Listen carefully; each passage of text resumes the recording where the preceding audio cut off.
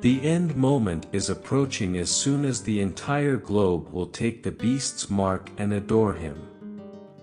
In the Bibles, the signs and warning about the mark of evil appeared so many times in Revelation 13. And today, we are on the move toward a world filled with people having marks. You know, and you can see that the world is going deeper and deeper to the book of Revelation. Notice the way the world is changing, the way immorality is praised and the way virtue is disapproved of. These are the things that the prophecy and Jesus predicted would happen and are already happening. The planet that we are living in has been entirely engulfed in darkness. Unlike in the past, evil has begun to take over the earth and make the world nearing the end of its cycle. We are all aware of this, but sadly, not many people appear to be unconcerned. Is that the mark of evil turning humans into an indifferent like this? Or is it actually a hidden part of the natural traits of humans? We may not have the answer for this question, but there is one thing we know for sure, that the beast we're discussing is the one that Satan will strengthen itself. The beast that will emerge from the depths of the ocean, where it is also presumed to be the origin of human ancestors from hundreds of millions of years ago. The beast is portrayed in Revelation 13 verse 1-2. The dragon stood on the shore of the sea. And I saw a beast coming out of the sea. It had 10 horns and 7 heads, with 10 crowns on its horns, and on each head a blasphemous name. The beast I saw resembled a leopard, but had feet like those of a bear and a mouth like that of a lion. The dragon gave the beast his power and his throne and great authority.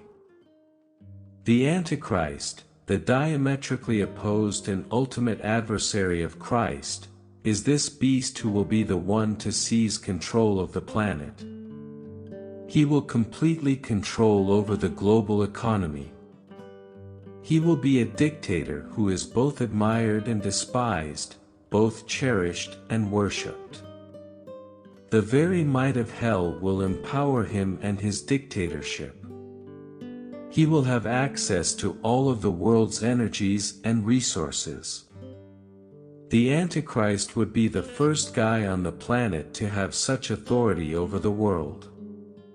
His power will eclipse that of all previous world emperors and tyrants.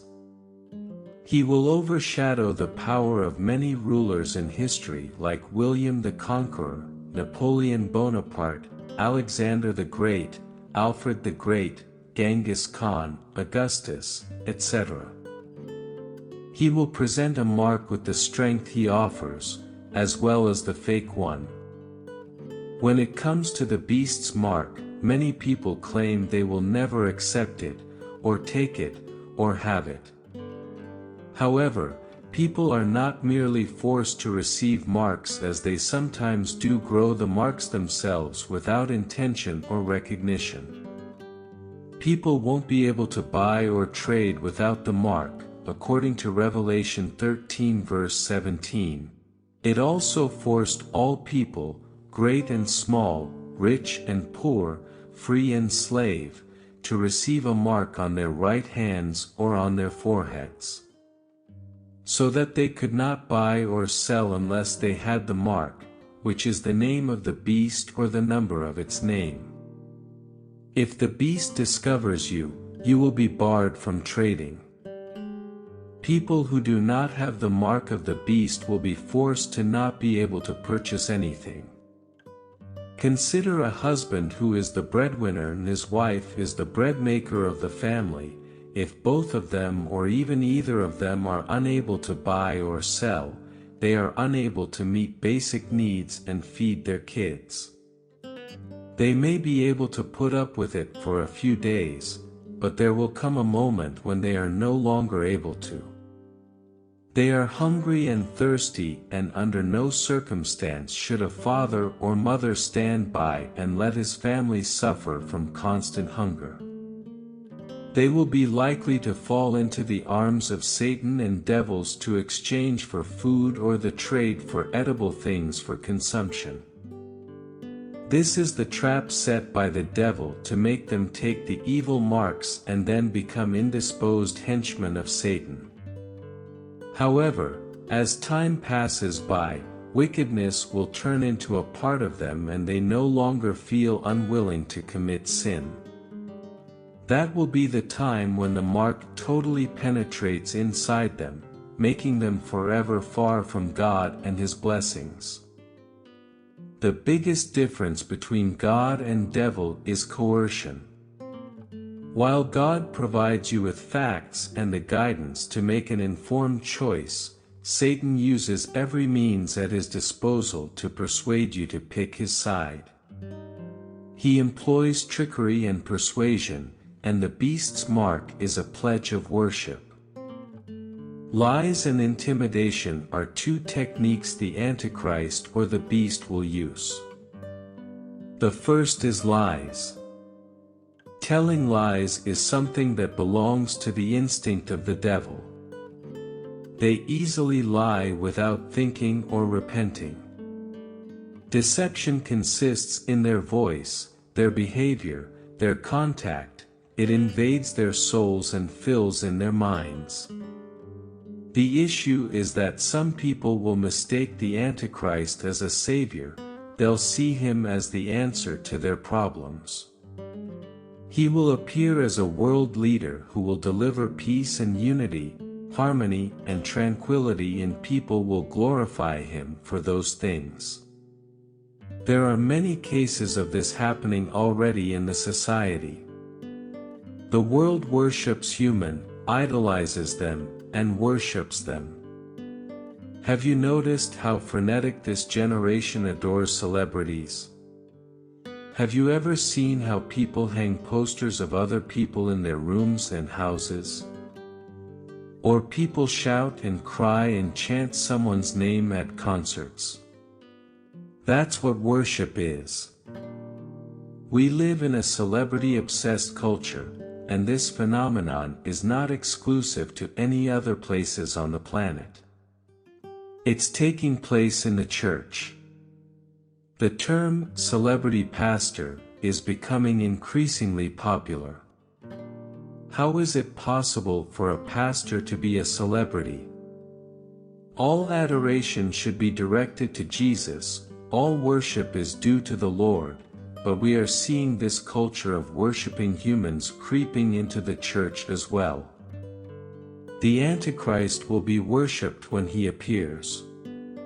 He'll be idolized. The entire world is already doing it. When you worship someone, you are entering the dark.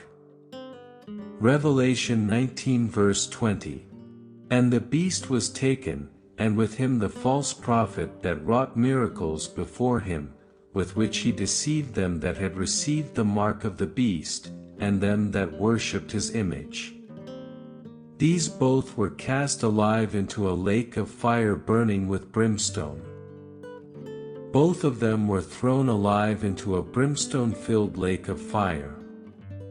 Among all others, we all know that lying is the most common trait of false prophets. In the book of Revelation, the Antichrist would appear calmly at first, performing multiple miracles and convincing people to believe in him through his miraculous abilities. The world will admire him, and regard him as the answer to the world's problems, as the remedy to their disease, happiness for their misery. He will be God and Savior of the world. This is something can't be emphasized enough.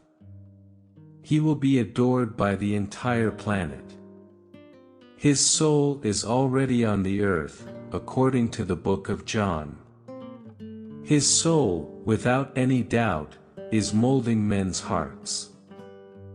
His spirit, without any doubt, is grooming society to love him unconditionally when he comes. When the Antichrist appears, people believe it will be the end of the world.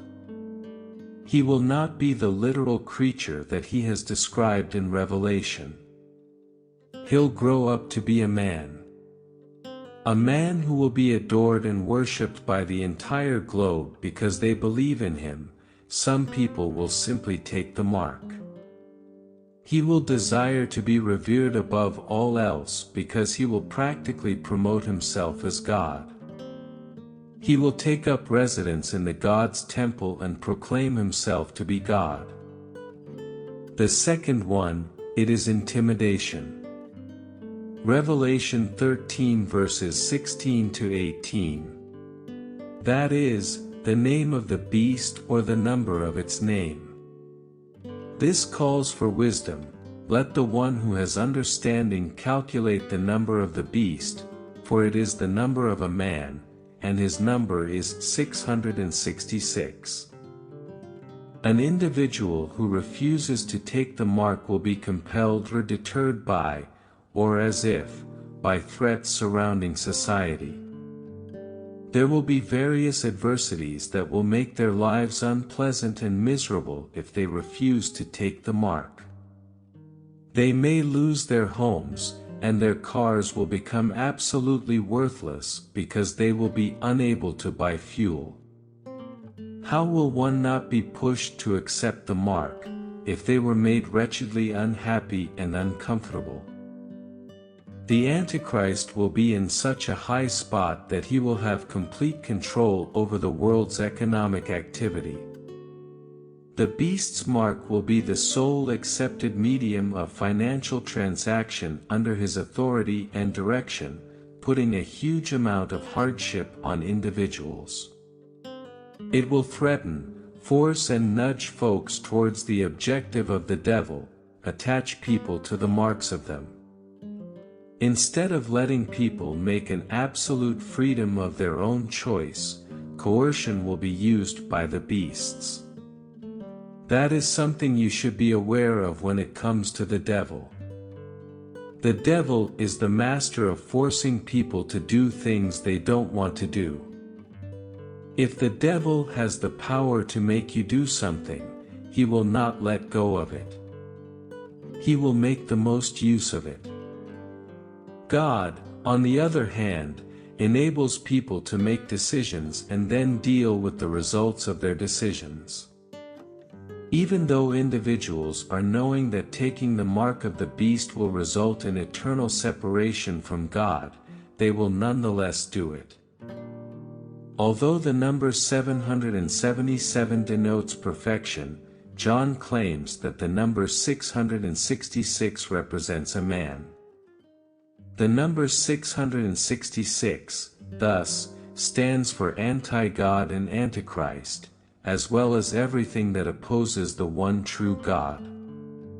If 777 is the number of holiness and absolute virtue, then 666 is the number of evil's magnitude and completion. As a result, John has no intention of naming anyone in particular. Instead of being a divine monarchy, the beast's dominion is a human, evil kingdom. Apart from God, humanity's nature is demonic. Death, misery, and devastation are all part of the beast's dominion, which promises life and prosperity but delivers destruction, pain and suffering, and deaths. One fact that you should remember is that the beast's coming is approaching faster than you can imagine.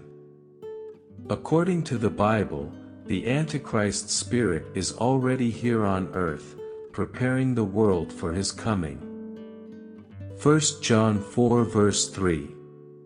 And every spirit that confesseth not that Jesus Christ is come in the flesh is not of God, and this is that spirit of Antichrist whereof ye have heard that it should come, and even now already is it in the world.